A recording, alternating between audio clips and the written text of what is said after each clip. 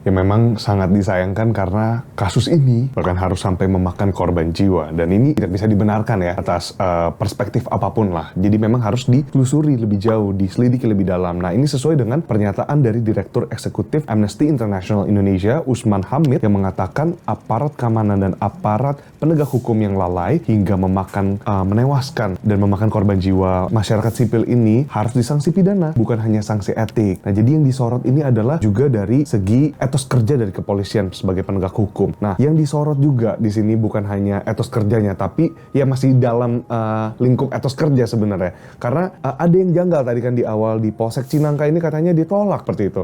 Nah, jadi tindakan Polsek Cinangka Banten yang menolak permintaan korban dan tim rental dalam mengejar mobil ini, mereka waktu itu yang dimana dilaporkan kan ada di genggaman dari sejumlah oknum TNI AL. Nah, ini juga harus mendapatkan perhatian dari Polri. Nah, belum selesai kemarin ya. Kita ngomong soal kasus di DWP Shell ya.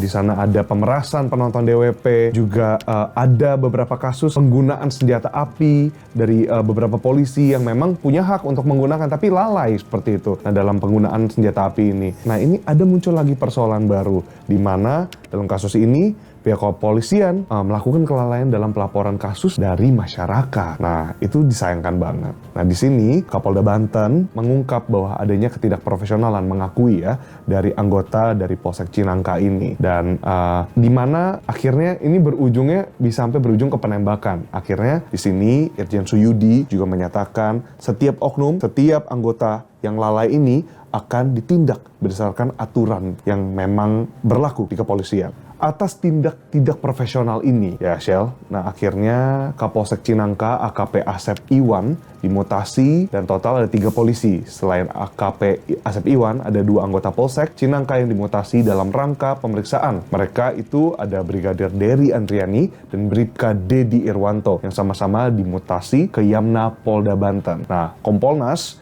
di sini turut mengawal dan melihat ya kasus ini sekaligus menunggu hasil pemeriksaan dari Propam Polda Banten, di mana sanksi berat itu harus katanya mesti dijatuhkan bagi anggota polisi yang terbukti melanggar profesionalitas Polri. Ini bahkan udah melanggar profesionalitas kalau kata Kompolnas. Balik lagi nih, kata Amnesty mendesak juga pemerintah dan DPR untuk melakukan reformasi sistem peradilan militer yang merevisi Undang-Undang Peradilan Militer nomor 31 tahun 1997. Lo lahir tahun berapa, Shell?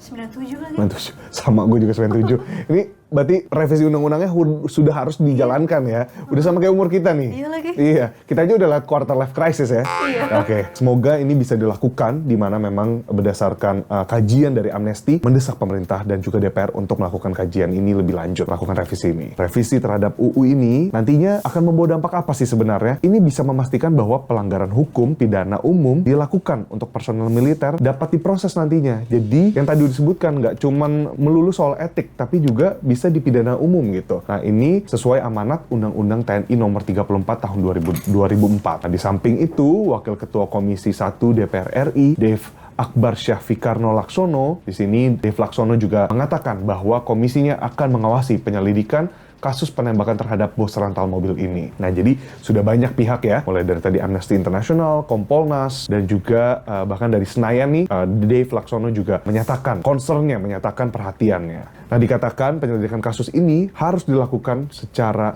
terbuka, secara keseluruhan. Nggak boleh ada yang ditutup-tutupi, nggak boleh ada pihak yang dibela, termasuk tetap mengedepankan asas praduga tak bersalah sampai penyebab dan juga motif dari penembakan nahas ini diketahui secara holistik seperti itu. Nah mungkin kita penasaran juga TNI AL tanggapannya apa terkait dengan kasus ini yang memang jujur menghebohkan jagat media, masyarakat semuanya ngomongin ini. Nah TNI AL menyatakan bahwa lembaganya akan mengevaluasi soal penggunaan senjata api di sini.